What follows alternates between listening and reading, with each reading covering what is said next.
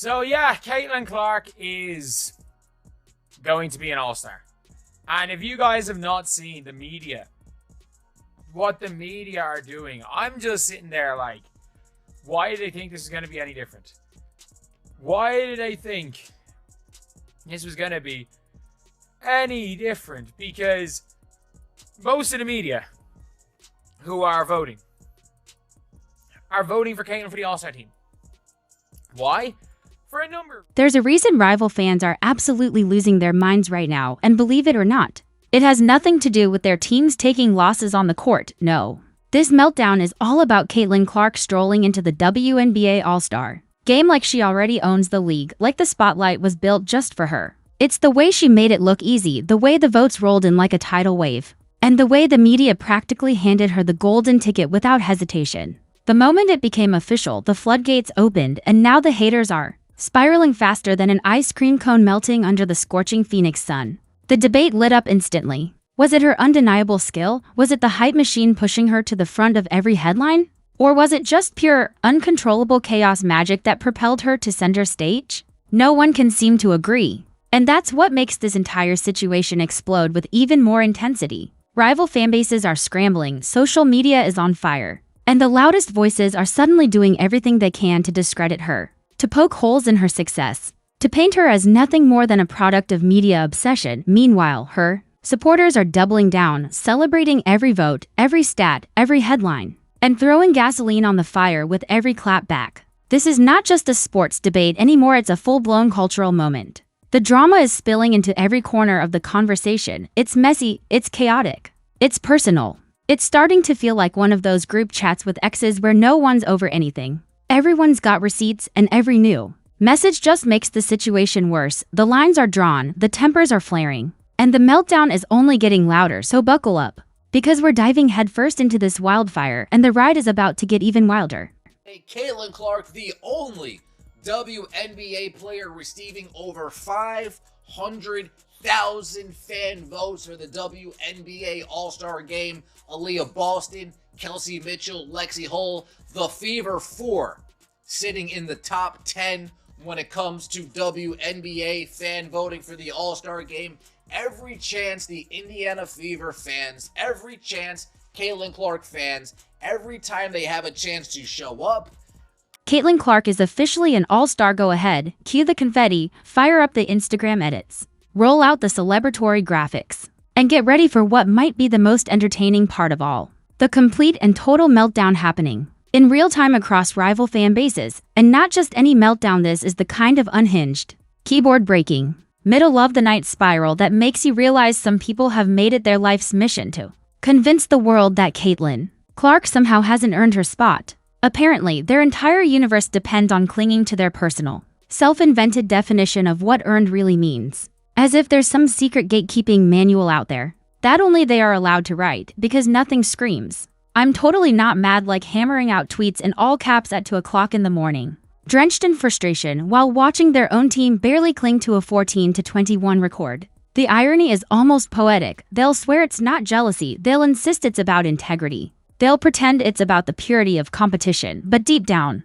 it's painfully obvious they just cannot stand the fact that Caitlin Clark walked into the league, flipped the spotlight in her direction, and earned an all-star nod with the same ease she drains logo threes. It's not just that she made it, it's that she made it look easy, that she captured the attention they think should belong to someone else. And so here we are, watching the comment sections light up like a 4th of July fireworks show, scrolling through thread after thread of rival fans frantically typing like they're going to rewrite history, one post at a time. They're quoting stats out of context, they're calling for boycotts, they're launching think pieces about real all-stars, all while secretly refreshing Caitlin Clark highlight reels just to stay mad. What makes it even funnier is that the league itself couldn't be happier. Caitlin Clark isn't just an all-star, she's the headline, she's the ticket, she's the moment. And no amount of angry tweets, no amount of passive-aggressive posts, no amount of moving the goalposts will change the fact that millions of fans, casual viewers, and yes, even some of the loudest haters will be tuning in to watch her. So buckle up and grab some popcorn, because this meltdown, it's not slowing down anytime soon. So the two best players in the WNBA, at least to me, are all-star captains.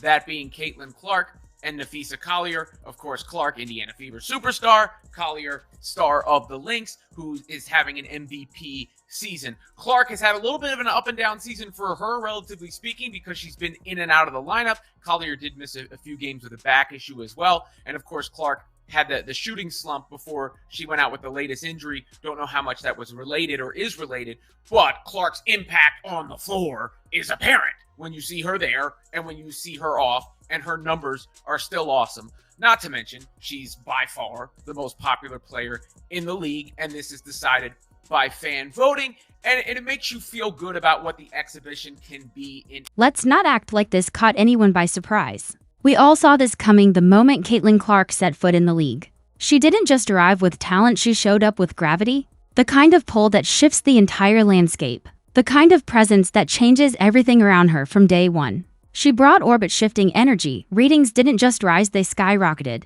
Attendance didn't just improve, it exploded. Merchandise didn't just sell, it vanished, flying off shelves faster than Beyonce's tickets on release day. Caitlin Clark didn't sneak into the spotlight, she kicked the door down and became the moment. And yet, here we are again, somehow stuck in the same tired rerun.